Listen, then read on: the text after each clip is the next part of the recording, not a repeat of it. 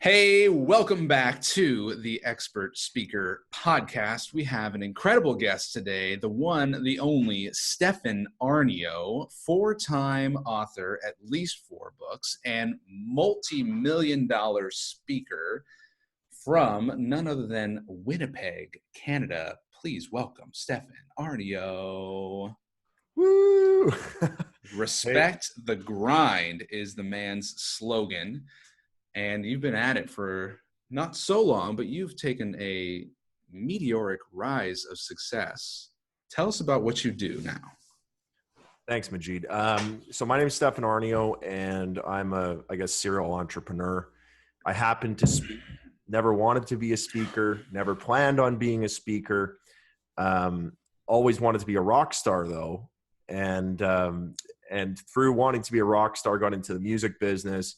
Got into music, found out that's the most horrible business ever, graduated from the University of Manitoba with a major in English, minor in music, found out that there's no jobs for that kind of education. It's ironic, though, because an English degree is now one of the most valuable degrees someone can get, according to Mark Cuban, the billionaire. But back in 2008, it was trash. So I had no job. I was unemployable. I got into real estate investing, read Rich Dad, Poor Dad, started buying rental properties, started flipping houses.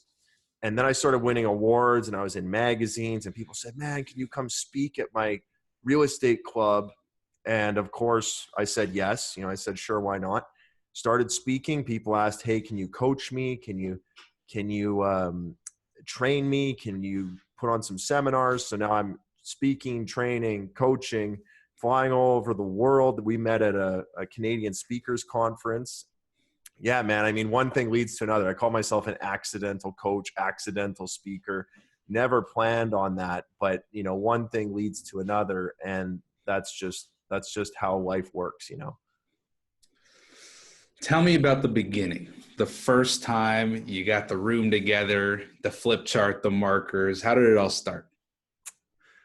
Well, I was so real estate is kind of like Fight Club. You go to these basements and you meet all these other sweaty guys, and it's no shirt, no shoes. And these guys are meeting in these hotel basements. So I was going down to the hotel basements for real estate, and it was the real estate clubs. And they'd be like, oh man, Stefan, how are you flipping houses with no money? How are you doing this? So I went up on stage with a PowerPoint and some pictures of houses I was flipping. And I was showing guys like, hey, here's the before, here's the after, here's how much money I made, here's how I did it with none of my own money. And people were just fascinated by the content. And I think I'm a natural speaker. I'm a natural salesman, natural negotiator. So I guess it sounded okay. And next thing you know, I got people asking me for coaching and coaching contracts. And, my first year in the business, I think we did over $250,000 of just coaching my first year, which was crazy. Never planned on that, but that was just what came in from being out there and just talking in these crappy Winnipeg real estate clubs. That's amazing. So did you charge for those seminars? Were they free seminars? So I was going out to real estate clubs. So those are free. It's a free event. I think that the club organizer might charge people to get in, but I would speak for free. And, you're on my podcast. I was saying I have never made a speaker fee in my life. So nobody's ever paid me to speak. And funny, a couple weeks ago, a lady from some speaker bureau was offering me $200 to come speak about negotiation somewhere. And I just said, no, I can't. Like I said, I typically charge 10 to 20,000 a day. So I don't think this is a fit. Yeah. So you're not charging the speaker fee, but you're making $250,000 in your first year. Would you tell me, how's that work? Does it, do you make an offer on the spot, or do people have a conversation with you afterwards and then sign up for your coaching? How does that work? Well, when I first got into speaking, it was all about, I just spoke. I thought coaching was evil. I thought that making money and selling people was evil. I had all that limiting belief bullshit that most people have. So I went up on stage and I spoke, and people would just come up to me. They'd be like, man, I want what you have. I want to wear the suit. I want to be in the videos. I want to flip the houses. I want to make the money. And so people would just come up to me, and I'd sell coaching packages. I think I started out with $10,000 coaching packages, and now the minimum is $18,000 to work with my company. To work with me is minimum $60,000 now. So, the thing has evolved, the business has evolved, things have changed over the years. Some years later, I got into platform selling, which was way different than just a content speech and you hope someone comes and talks to you at the end. That's one way. Platform selling is like a totally different thing where you do like a 2-hour platform speech and then you end up at the end with, everybody stand up and go to the back, and you literally walk guys to the back, and it's hardcore, high pressure, and it's crazy. I've done some platform. I like platform. I think platform speaking is the most insane form of sales, the most insane form of speaking. I think it's the highest skilled thing. It's the highest paid thing. But man, is it insane. Like if you're platform speaking for a living, you are actually taking crazy pills because it's nuts.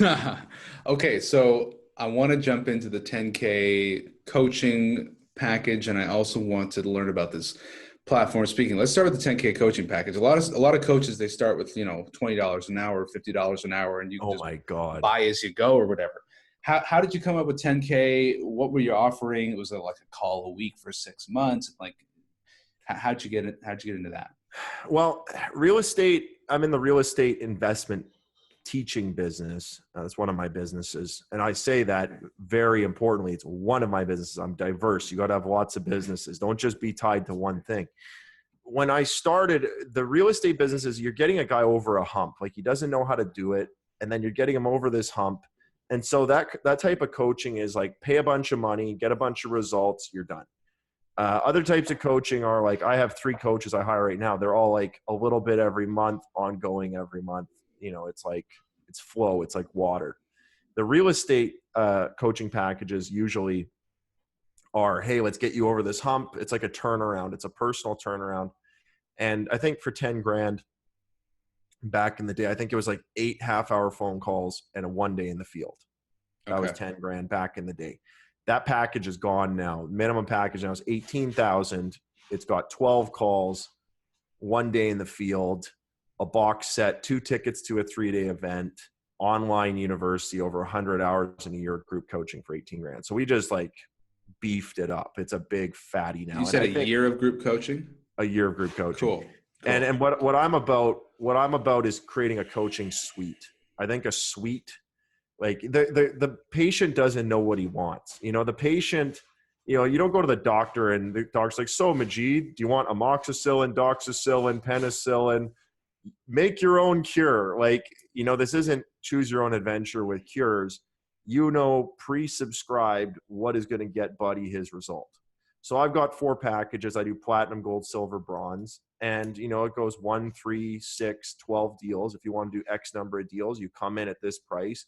We got this much sessions, this much homework, this much hard materials, this much online training, this much support, because we just know how long it takes. Some of my students, some of my grads are doing multi-million-dollar luxury flips now. Some of them are doing 10, 20, 30 home flips a year. Some of them are financially free. They don't have to work anymore. Young guys in their 20s, they're done working. So there's all different results you can get, but you have to choose what it is that you want to fit into that box. I say, here's the results, and this is how much it's going to cost to get that result. I don't let people do custom, because when they start doing custom, they just try to pick less. They're trying to pick less. They're trying to do less. Yeah. It's not going to get you the result. And especially on a big push like real estate, even a payment plan doesn't work well because people try to quit. Right. Okay. Tell me about payment plans. They're like, oh man, I'm going to quit. Like I have a guy today, actually, $40,000 client, good guy, smart guy, right guy, married, all the right stuff. And he's telling me he wants to quit and he wants a refund. I said, buddy, are you joking? Like, finish it off. You have to finish it. But what happens with people in business is like 6 months in, they want to quit because the pain's there, the suffering's there. They put in the time, they put in the money. They don't have the result. They don't have the cash out yet. And that makes them want to quit. I call it the pit of despair. 6 months in, you got this little hump at the beginning, the beginner's luck, then you go into the pit of despair. And the pit of despair goes on for as long as possible. Like the pit of despair, the bigger the reward, the bigger the pit. Mm-hmm. So if you want to be a financially free real estate investor, that's got a big pit. If you want to be an NHL hockey player, that's a big, like 18-year pit you're going to be living in. Yeah. If you want to be a speaker, that's a big pit. It's a big pit for a big reward. And people, when they get in the pit, they want to quit. What pits are you in right now? Oh man. Oh, like, dude, that's a whole nother podcast. I'm in a big transition right now because I'm changing my business away from speaking. Yeah. I had a massive tour I had booked this year. I was going to spend $500,000 to $1 million on marketing and do this tour and go all across Canada and have employees and fly all this stuff. And I went down to Grant Cardone's conference, his 10X conference. And I got to see how the Americans do it. The Americans are like 5 or 10 years ahead of Canadians. Like they're way ahead. And I saw like, I think the seminar model's dead, man. I think seminars are dead. Now it's like the horse and buggy. The horse and buggy will always be around. If you come to Winnipeg and you go downtown to the Forks, you can ride a horse and buggy. Is everybody using horse and buggy? No, but you can still buy it. You can still do it. And I think real estate seminars or any seminars are like that. People still buy them. They'll still go to them, but it's not a main business model anymore. A main business model nowadays is YouTube. A main business model nowadays is podcasts. A main business model nowadays is live stream. It's not come to the Marriott basement and meet Majeed anymore. Right. People don't want that. They want to lie in bed, be covered in pizza, naked with their and they want to like watch Netflix and watch their phone and watch Majeed on their phone. They don't want to go meet Majeed in the Marriott anymore. Yeah. They will come. They'll pay like $1,000 to come see Majeed at an event if they premeditate that. But that's not how customers are acquired anymore. So I'm in a pit right now with changing my business model to the digital age. And I mean, other pits. I mean, my health right now, I got like, these dark circles under my eyes. I got some adrenal fatigue, whatever. I mean, that's part of building a business. That's it. Up, you get fried, but yep. It's the cost of being a superstar. If you want to be a superstar, you're going to be freaking tired, man. Yeah. Yeah. Wow. So you canceled the $1 million speaking tour. You're no longer the seminar guy at the Marriott. Bring me back to the platform sales days. What are some of the things that are not so obvious that make or break the success of a platform speaking business? Well, with the platform speaking, to me, platform speaking is everybody stand up and go to the back. It's that kind of speech because, there's keynotes. There's keynoting, which you come in and you do like a speech, like a story, right? Then there's content training speeches, which is, kind of the easiest thing to do. And then platform speaking is the most technical. Platform speaking is you get up there and you got a timer and you got your trial closes and you're up there. Do you like the value? Do you like the idea? And everyone's going, yeah. And everybody say, yes, yes. And you're getting the room into agreement. And there's like a rhythm to it, and everyone's saying yes, everyone's raising their hand, and you're getting that opt-in, you're getting that agreement, and that yes, yes, yes, yes, and then you're saying, all right, who wants to get started tonight? Put your hand up, stand up, go to the back, and it's almost like it's like a magic show. It's like mind control almost. How did you learn it? Oh man, good question. I went down to Florida to meet with a guy named Ted Thomas, who's 77 years old. And he's one of the best platform speakers, like real estate platform speakers in the world. And Ted will close, like $300,000, $400,000 a speech. So he'll get up on a big stage and he'll platform close, hundreds of units at like $1,000 to $3,000 or whatever it is. And he'll come home. He's like, wait till you have your first $100,000 payday where you like walk out with $100,000 cash. Now I've walked out with $100,000 cash many times, but not a platform style where I go to someone's stage. I don't get invited to a lot of stages because in real estate, the person putting the stage on is competing with you usually. Yeah. So, unless you're not competing, they don't like to have you on the stage. So the paydays, that kind of thing is totally different. It's almost like, it's like rock and roll almost. You go out there and you do this speech. The main thing with the platform speaking, I find that's tricky though, is getting that yes and getting that agreement and asking questions that they know the answer to, that is yes, and the answer is going to be yes. Yeah. So, getting that yes train going is so huge. It's something that when I started in speaking, I'd ask them questions they don't know the answer to, and it just killed the rapport. Okay. Or questions I didn't know what they were going to say, because I was treating it more like a real conversation Right. rather than a manipulation. Right. But I use that word manipulation as if it's negative. But, with buying and selling, people need to be led to buy, because they want to buy, they want the product, but they won't buy unless you take them through the process. Yeah. So talk to me about the ethics of selling. How do you do this ethically and not, make people feel like they woke up out of your spell and they're like, oh, this is a scam. Why did I buy that? Well, that's tough. I mean, ethics and selling are like, they're, the more you have of one, the less you have of the other almost. I mean, it sounds evil to say that, but ethics to me, I think, have to be the base of what you're doing. And you never want to sell someone something they can't use. And you never want to sell someone something that, it's just, they're never going to be able to use it, never going to be able to do it. But it's tough, because here's the thing with training. You're selling training. One hand, you want to qualify the best guy possible. On the other hand, who are you to discriminate against him and say he can't do it? Sure. So there's this continuum of things to say, are we giving everybody a chance, or are we going to qualify the best and reject? So it is a tough thing. I mean, especially when you're a speaker, you're selling dreams a lot of the time. Yep. We're selling dreams. We're selling people wanting to do this. It's a big, exciting thing. All right. So what are some of the other make or break elements of a successful event in terms of getting people to sign up? Well, let me bring it back to the thing that's always saved my ass. Okay. How about that? Please. So, I think that with running a business, like an info business or a speaker business or a training business, there's always the selling, there's the marketing, there's the brand, there's all these parts, and then there's the product. And I want to bring it back to the product.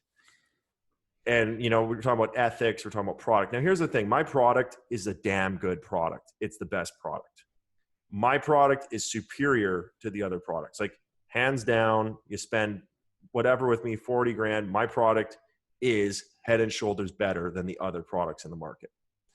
So what has always saved me when I screw up the marketing, screw up the speech, screw up the internet funnel, screw up the webinar, I'll screw everything up. But the true value, that's something everyone should write down. True value is there. And because there's true value, people always buy. And people come back and renew. And people refer other people because the true value is there. And I think that's the most fundamental basic things. And in my book, The Close, 7-Level Selling, I put it down. Here's the product at the base. Then you got the ethics. Then you got the selling. Then the marketing. Then the brand.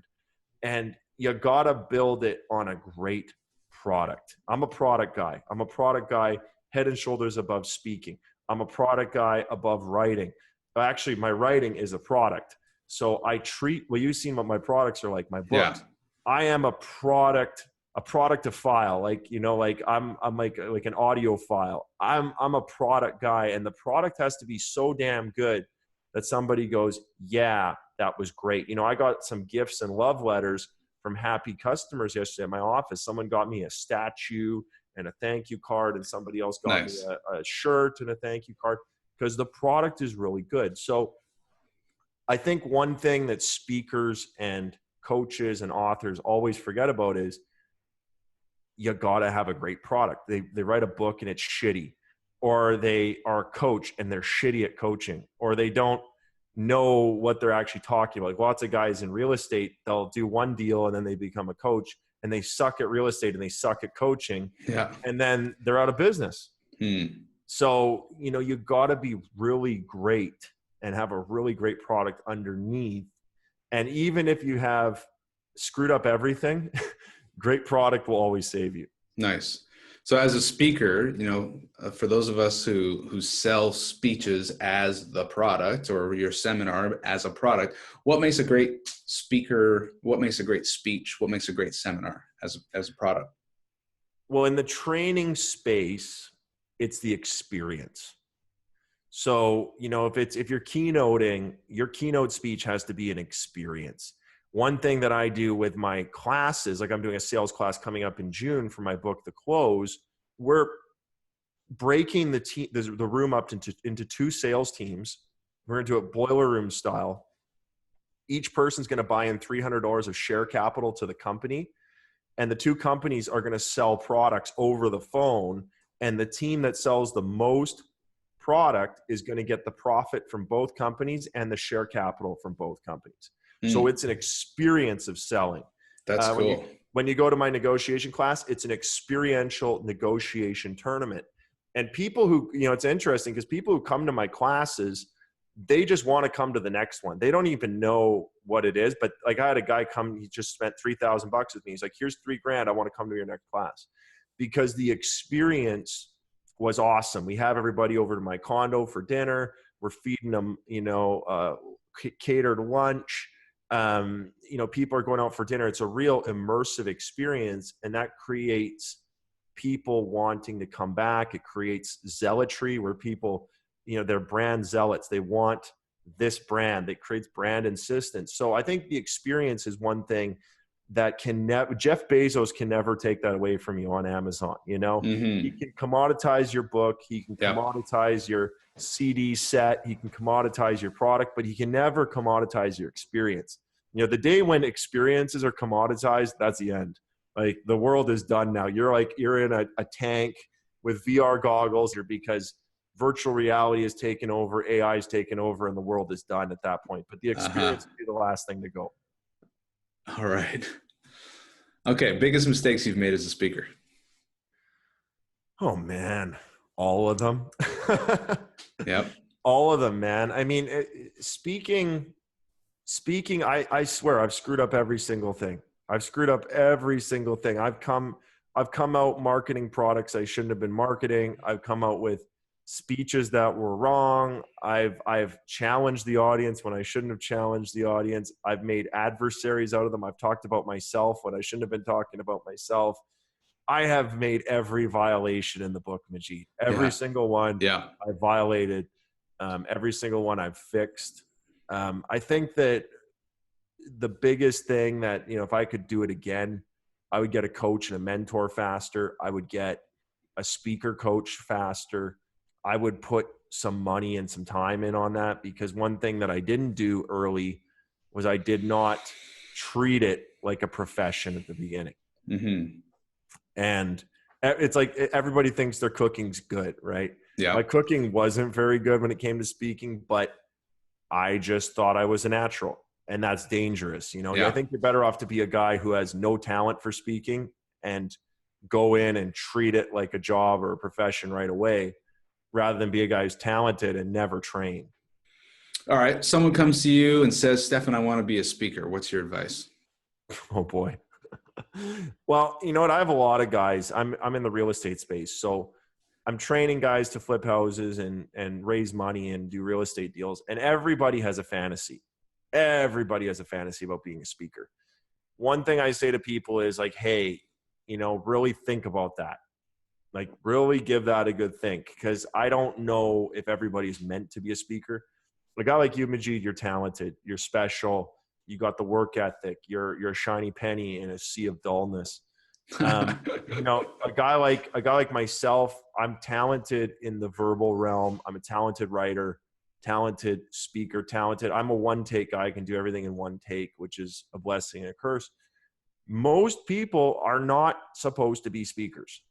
So most people just should not do it. And a lot of people go into speaking before they have the expertise base and the depth of knowledge to go into speaking. That's a major problem. And that hurts your product, because your product is not thick. It's not a thick soup. It's a thin soup. It's not a great soup. Yep. And coming back to it, dude, like people come to me and they're like, I want to be a speaker. I'm like, you better write a book then. Like if you're being a speaker and you don't have a book, you're going to burn in speaker hell, because what's going to happen if you don't have a book and you're out there speaking, there's no platform. There's no thing to Yeah. refer to. There's no base of the program. And this comes back to, I've screwed up the speeches and I've screwed everything up, but my book would always back me up. And my Okay. book is good, man. Yeah. I'm in the third printing of this book, Money People Deal, the original. I probably gave you one back in the day. You did. Yeah, dude. And I was very impressed. I was like, wow. And it felt different than other books. That's something about your products. They feel good. yeah, man. And you know what? If I didn't have that product, I would be in speaker hell burning right now, because that book, my first run, we sold 4,500 copies. My second run, we sold 7,000 copies. And now I got a run of 10,000 copies, third edition coming like at the end of May. And that book just keeps selling and it's good. And people read it. It's been 5-6 years and they're still like, I had a guy text me today on my phone. He goes, I just read Money People Deal. It's a great book. It's amazing. Someone commenting on my YouTube channel. Thank God, praise the Lord that somebody put that book together before going into speaking. Because if I was in speaking and didn't have a book, because you have no platform, you have no centralized thing to fall back on. And it's a brilliant concept. You drew it for me, the three sides, the money, the people, the deal. And when you have two, the other one comes to you. What a great concept. And I've explained that to so many people. I think that's one of the things any speaker needs is they need a idea that is good and memorable and repeatable. That's how you really spread your message. Right. Inside of every book, I try to have one diagram, like one concept in every book. You know, Money People Deal was a triangle. My second book, Self-Made, was the evolution of an entrepreneur, 5 stages. My third book was Negotiation, Collect, Clutter, Close, triangle. My fourth book, 7-Level Close, is its own piece. You're going to love that one. My fifth book, though, Hard Times Create Strong Men, totally different, but it's going to piss some people off, man. It's 150,000 words. So it's 3 times as long as a normal book. It's going to be 600-700 pages, pure violence, pure sex, politics, religion, money. It's like all the stuff that gets people pissed off. So it's going to be crazy. Nice. Wow. Can't wait for that. So tell me about Respect the Grind. Where'd this come from? I had a client named Jason, and I actually spoke to Jason yesterday. He has a painting business, and he was one of my first platinum students. So high-level student, business owner. And I had him calling and making offers on deals, much like you're calling to get speaking gigs. He's calling to get houses. So he's calling, he's making offers, and he calls and goes, Stefan, it doesn't work. Stefan, I'm not getting anywhere. Stefan, blah, blah, blah. And I said, Jason, you gotta respect the grind. It's going to take you 10 years and 10,000 hours to be a master. And why do you think that you can cut the line and skip everybody else who spent all this time grinding? You have to respect the grind. And right now you're not respecting it and you're not getting the result. So go back, respect the grind. Everything's going to work out. He calls me the next day. He goes, Stefan, you changed my life. I respect the grind now. So I'm like, now I got great. Respect the Grind t-shirt, because it did change his life. And I think that young people nowadays, millennials, Generation Z, we all think it's instant macaroni and cheese, instant rice, instant girlfriend on Tinder, instant job, instant this. And it's not. It's 10 years and 10,000 hours. I wrote about this in my book, Hard Times Create Strong Men. Men now have a video game and porno addiction because it takes 500 hours to master a video game. It takes 10,000 hours to master something good in life. So, if you're giving up, let's say, being good at music or being good at speaking or being good in business, that's 10,000 hours. You're going to go play World of Warcraft for 500 hours, think you're a baller, but if you can't win in real life winning at World of Warcraft. Right. So respecting the grind is reminding all these young people, and I'm 31, so I'm not the youngest guy anymore, reminding people, hey, dude, it does take 10 years and 10,000 hours. And one day I don't have kids, but when I have kids, little boy, little girl, whoever it is, they're going to say, I want to be a ballerina. I'm going to say, you do it. We're going to put 10 years up on the wall, 10,000 hours. We're going to start striking off the X's. I'm never going to tell them they can't do it, but I'll say, oh, you got 10,000 hours to commit. Here's 10,000 jelly beans. Let's put one in the jar every hour. Yeah. Because that's what it takes, bro. Yeah. The Beatles, Elvis, the Rolling Stones, any actor, any athlete. I had a guy on my podcast, Mark McCoy, gold medalist, hurdler. It took him 20 years to get a medal. So he was training for 13 years. Then he had to go to the Olympics 5 times to get the gold medal. So 20 years of Olympic training Wow. to get the gold medal. Yeah, he earned it. Yeah, and he was hurdling. And you know what the key was? It was moving his foot like a quarter inch to the middle to straighten his foot out, gave him the extra 36 inches on his stride or whatever to get the gold medal. Wow. It was like he had to hire the best coach. He had to go to England or wherever to get the coach. And it was this half an inch on his foot because he was running a little crooked.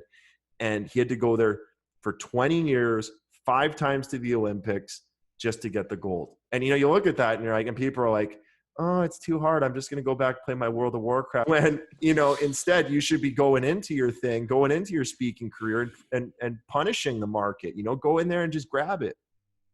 Brilliant. Jeez. Stefan, you're a legend. You're an inspiration. How do we find more about Stefan Aarnio? StefanAarnio.com, StefanAarnio.com is my website. I'm also on YouTube, got my YouTube channel. We've been going big in that. Got my own podcast, respectthegrindpodcast.com. And come find me, come get a book, and let's hang out. Love what you're doing on YouTube. Love what you're doing in business. You're an inspiration, and thank you for sharing your journey in the speaking business. And hope everyone listening has gotten some great nuggets from Stefan. Thank you for being here on the Expert Speaker Podcast. Thanks for having me, Majeed. Thank you for listening to the Expert Speaker Podcast. Be sure to hit the subscribe button and leave us a rating so that more people can discover the Expert Speaker Podcast and so more people can be empowered to share their message. Be sure to go to www.expertspeaker.com and take the masterclass to learn how to grow your business and make money speaking. It's totally free and will change your business. If you're ready to work with Expert Speaker, you can apply. Just go to expertspeaker.com/apply and someone from our team will be in touch with you to help you grow your business with public speaking. That's expertspeaker.com/apply. We'll see you in the next episode.